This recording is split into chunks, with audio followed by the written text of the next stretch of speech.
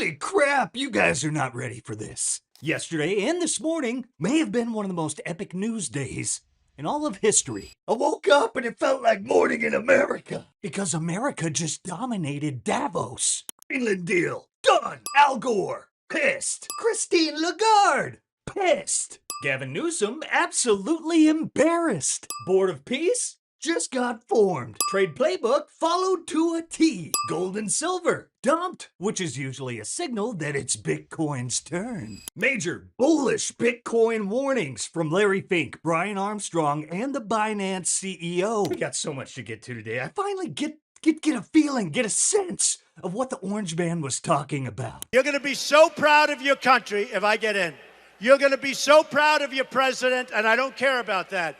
But you are going to be so proud of your country because we're going to turn it around and we're going to start winning again. We're going to win so much. We're going to win at every level. We're going to win economically. We're going to win with the economy. We're going to win with military. We're going to win with healthcare and for our veterans. We're going to win with every single facet. We're going to win so much, you may even get tired of winning. And you'll say, please, please, it's too much winning. We can't take it anymore. Mr. President, it's too much. And I'll say, no, it isn't. We have to keep winning. We have to win more. We're going to win more. We're going to win so much. We're finally winning. Not bowing, not apologizing. Winning. Oh, and did I mention this little doozy? That's right, baby. We have an absolutely loaded show today. So strap in, fill up your cup with some commie tears, and get that popcorn ready. Oh, yeah.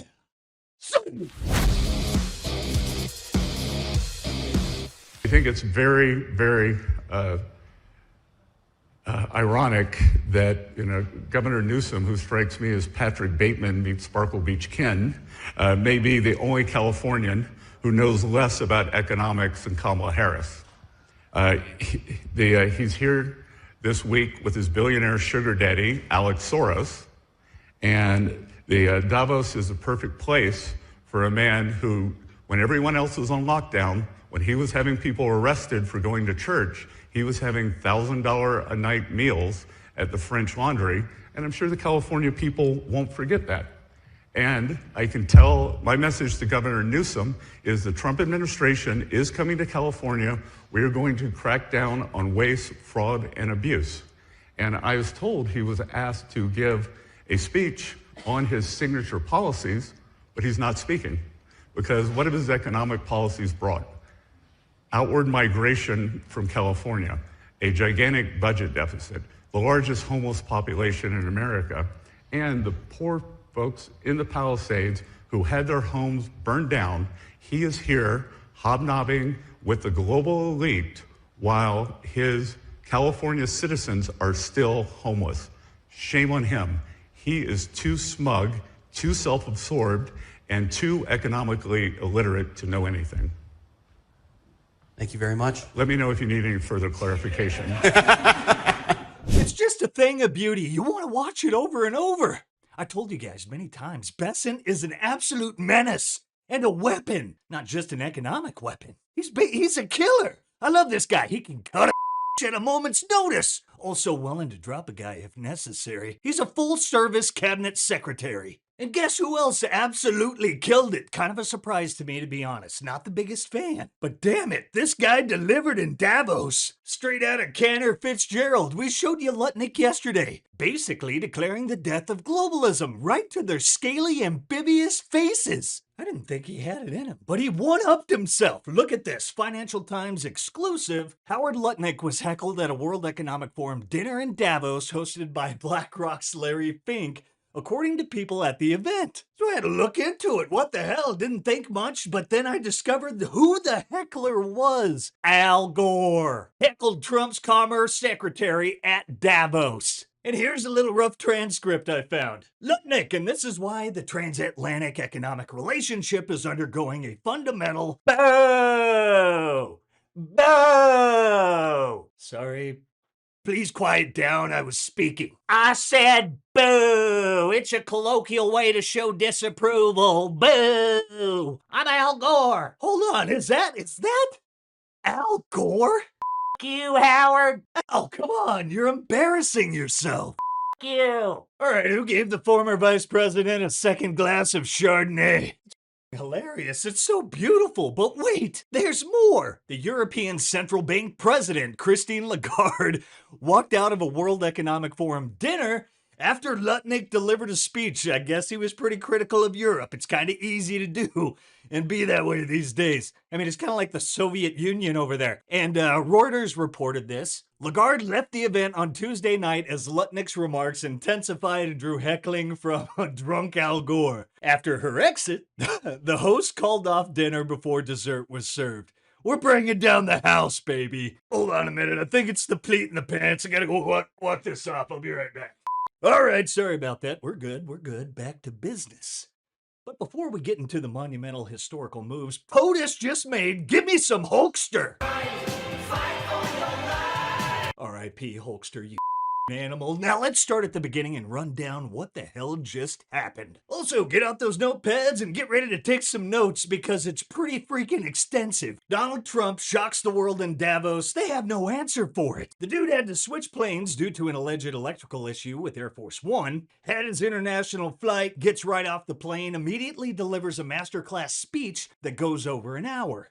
Then straight into press conferences, then meetings with world leaders, and he didn't stop or let up. No teleprompter naps, no hiding, no low energy schedule padded with rest days. The dude's got stamina. This is command. This is what leadership on a world stage looks like. While the status meltdown behind closed doors, Trump is outworking every single one of them in real time. The man is a workhorse. Here we go. Yesterday, we showed you Trump reaffirming America as the Bitcoin and crypto capital of the world with the goal to bring, well, financial freedom to America. Remember, his entire family was debanked. He also just told the WEF straight to their gremlin faces that he banned banks and institutions from buying single-family homes. And America will never be a debt-slave nation of renters. Did you catch that? That was his flip on own nothing and be happy. Well, GFY, WEF, roll it. But homes are built for people, not for corporations, and America will not become a nation of renters. We're not going to do that.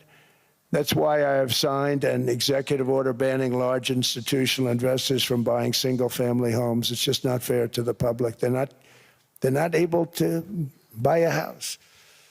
And I'm calling on Congress to pass that ban into permanent law, and I think they will.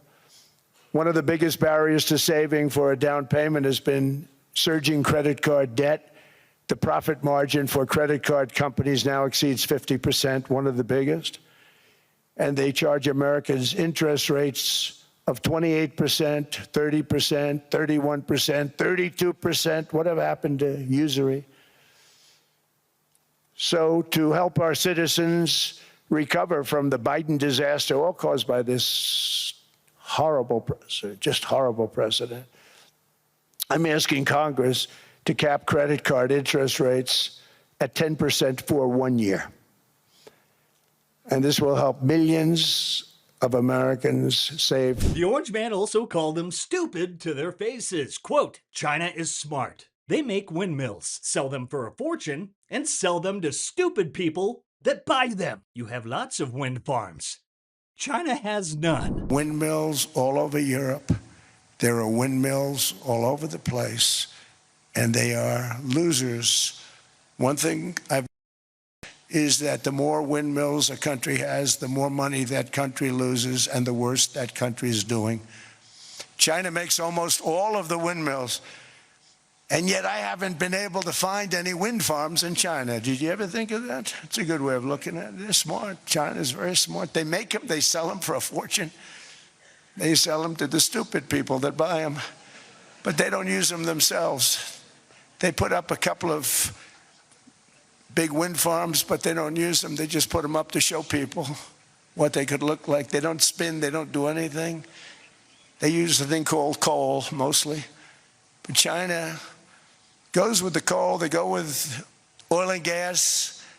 They're starting to look at nuclear. Now, after the speech is where everything kind of accelerated. Let's start right here. A reporter tried to corner Trump on the Danish foreign minister rejecting the offer for Greenland, and Trump fired back. If he wants to tell me that, he can tell it to my face. This is not something that they are willing to discuss. So what will those negotiations Well, they look didn't like? tell me that, so when they tell me, because I don't like getting it secondhand. If he wants to tell me, he'll tell me that to my face. And when will you be discussing this? I have no idea. When you said you I'll be discussing it with this man right here. Mr. President, He's frankly more important. Mr. President, when you Mic drop, and Bessent added fuel to the fire when U.S. Treasury Secretary Scott Bessent was asked how concerned he is about European investors pulling out of treasuries. Bessent said at a press conference at the WEF, Denmark's investment in U.S. Treasury bonds, like Denmark itself, is irrelevant. And then it happened. Well, we have a concept of a deal. I think it's going to be a very good deal for the United States, also for them. And we're going to work together on something having to do with the Arctic as a whole, but also Greenland. And it has to do with the security, great security, strong security, and other things. The market, 600 points, getting back a lot of some of the nervousness we had in the last couple of days. The tariffs are off. Nothing happens on February 1st. No, we took that off because it looks like we have pretty much a concept of a deal. A deal of ownership, a deal... Well, it's a little bit complex, but we'll explain it down the line. But the Secretary General of NATO and I and some other people were talking, and it's the kind of a deal that I wanted to be able to make. Where does Denmark, did they weigh in on what they want, what they would agree to? Well, I assume they did because he very much represents, he's a strong leader. Mark, you know Mark, Rutte.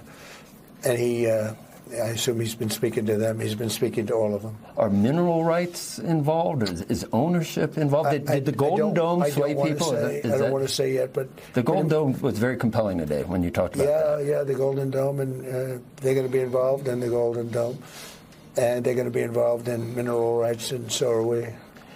It's not specific enough to know at this point how long this lasts, whether it's... Forever. Forever. It'll be forever. For Greenland at this point. Yeah. Forever.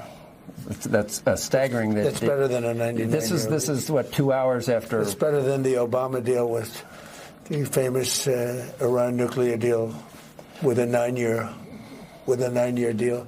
No, this is forever. This is a long term. Trump reaches framework for a Greenland and entire Arctic region deal with NATO Secretary General Rutte. The markets ripped before he even finished saying Greenland. Side note, apparently Trump thought Greenland was green, so Rubio is now on ice thawing duty for the Orange Man. What a guy.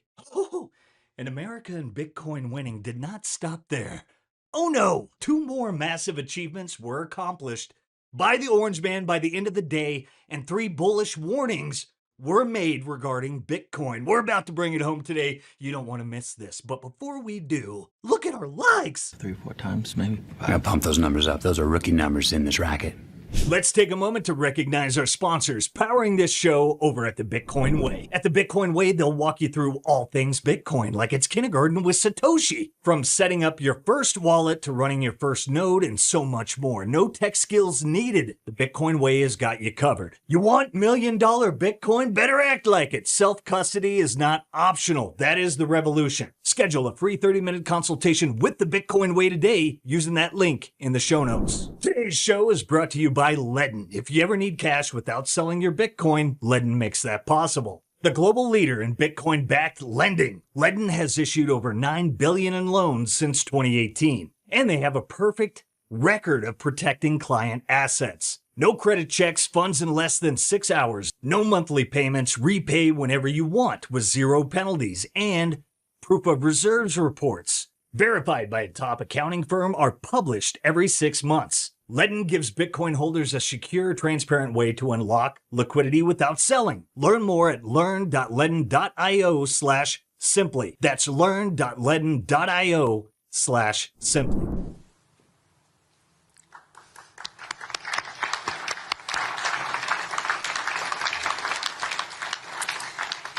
Congratulations, President Trump. The charter is now in full force, and the Board of Peace is now an official international organization. That's right, the Board of Peace has just begun, and it's a complete retaliation and an answer to the WEF/UN. Numerous other things. Once this board is completely formed, we can do pretty much whatever we want to do, and we'll do it in conjunction with the United Nations. You know, I've always said the United Nations has got tremendous potential, has not used it. But there's tremendous potential in the United Nations, and you have some great people at the United Nations. But so far it hasn't. You know, on the 8 wars that I ended, I never spoke to the United Nations about any of them. And you would think that I should have. You would think they could have done those 8 wars, but they couldn't have. And they tried, I guess, in some of them, but they didn't try hard enough. But there's tremendous potential with the United Nations, and I think the combination of the Board of Peace with the kind of people we have here, coupled with the United Nations, can be, you know, something very, very... Now, before the warnings issued by Uncle Larry, the Binance CEO, and Brian Armstrong, there's another win that took place yesterday, and this one holds a very special place in my heart. The USA officially leaves the World Health Organization. And apparently they exited without paying $260 million in owed fees. Apparently law kind of demands it. But if you ask me, don't pay it. They can GFY. And warning from Coinbase CEO. You'll be sad if you don't own at least 5% Bitcoin. The cool thing about Bitcoin is that it doesn't, unlike fiat currency, there's no money printer, right? So the supply of it is fixed. It's finite. And so as more people integrate crypto and use crypto, there's more demand and finite supply. That only means the price can go up. That's why I said by 2030, I think it could hit $1 million. I mean, if they don't have at least 5% of their net worth in Bitcoin, they're probably going to be pretty sad. And here we go. Binance CEO tells Davos elites it's now dangerous for nations to ignore Bitcoin. My view is this, right? So US, by being the largest economy in the world, the deepest capital markets in the world, when US say that I want to be the AI and crypto capital of the world, it is dangerous for others just to ignore these 2 spaces, right? Because these are the space that you have to be competitive going forward to maintain a cutting edge, right? So any countries that don't invest enough into these 2 key technologies, that in my view will drive every economic sector, will likely suffer a competitive disadvantage. Now this one's a little weird. Let's take a look at this from Uncle Larry, who just said live at Davos that the world will rapidly adopt Bitcoin and crypto. I think the movement towards tokenization, decimalization is necessary.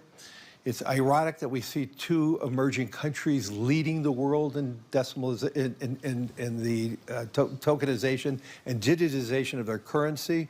That's Brazil and India. I think we need to move very rapidly to doing that. We would be reducing fees. We would do more democratization by reducing more fees if we had all investments on a tokenized platform that you could move from a tokenized money market fund to equities and bonds and back and forth.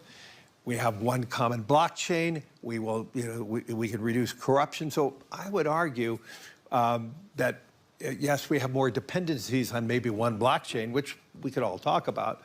But that being said, the activities are probably processed and more secure than ever. Now let's ask the question. Is G-Money right here? Is tokenization coming to Bitcoin whether we like it or not? That's absolutely wild. I want to know what you guys think about this. Was this type of thing inevitable? And of course, it's not finalized or anything like that. We're just going hypothetical here, trying to prognosticate. But settlement of the stock market on Bitcoin or Lightning? Or do you think he's saying more what I'm thinking is stocks tokenized on some bullshit blockchain, probably some centralized garbage, but likely priced and bought and sold with Bitcoin and stablecoins, etc. But at the same time, you got to ask, would something that vital trust anything else but the most secure, verifiable network that ever existed? There is no other truly decentralized way this could take place. Decentralized and verifiable and secure. Anything else they could choose or create will be able to be manipulated. Chain reorganizations, down half the time, etc. I don't know, but let me know what you guys think below. And while you do, get a load of this. The question is now on the amendment in the nature of a substitute to the William J. Clinton contempt report. All those in favor signify by saying aye. Aye. All those opposed say no. In the opinion of the chair, the ayes have it. The amendment in the nature of a substitute to the report is agreed to. The question is now on favorably reporting the William J. Clinton contempt report as amended. Members will record their votes using the electronic voting system.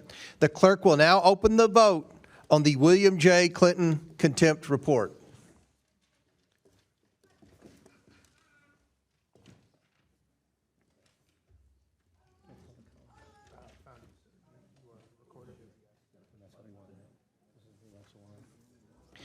Have all members been recorded who wish to be? Okay, we're waiting on one more. Has everybody voted now? Yes. Okay. Does any member wish to change their vote? The clerk will close the vote and report the vote total.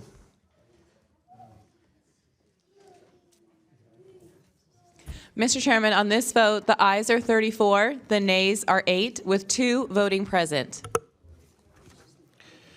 Pursuant to this, the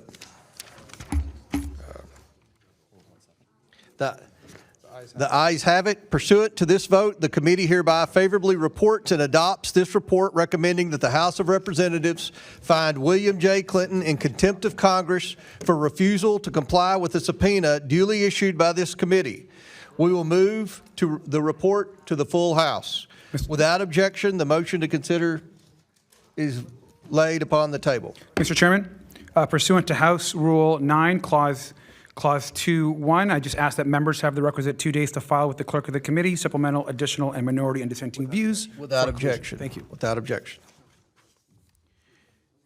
The question is now on favorably reporting the Hillary R. Clinton contempt report as amended. Members will record their votes using the electronic voting system. The clerk will now open the vote on the Hillary R. Clinton contempt report.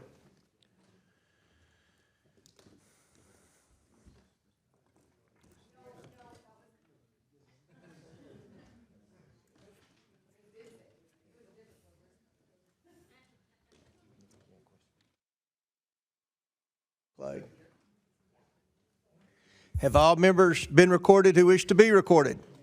Does any member wish to change their vote?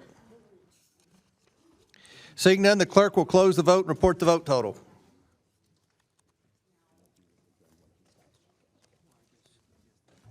Mr. Chairman, on this vote, the ayes are 28, the nays are 15, with 1 voting present. The ayes have it.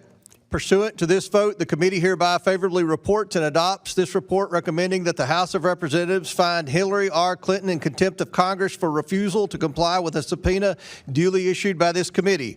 We will move the report to the full House. Without objection, the motion to reconsider is laid on the table. And the possibility of World War III is higher than ever, which is probably a good time to visit our new sponsor, Sat123. Because when cell service dies, life doesn't have to. Sat123 hooks you up with real satellite phones, Starlink kits, and rugged off-grid internet that works anywhere. Mountains, ocean, middle of nowhere, it doesn't matter. If you care about preparedness, freedom, and staying connected when it actually counts, go to sat123.com. That's sat123.com, and don't forget to use promo code SIMPLY for 15% off. No signal? No problem.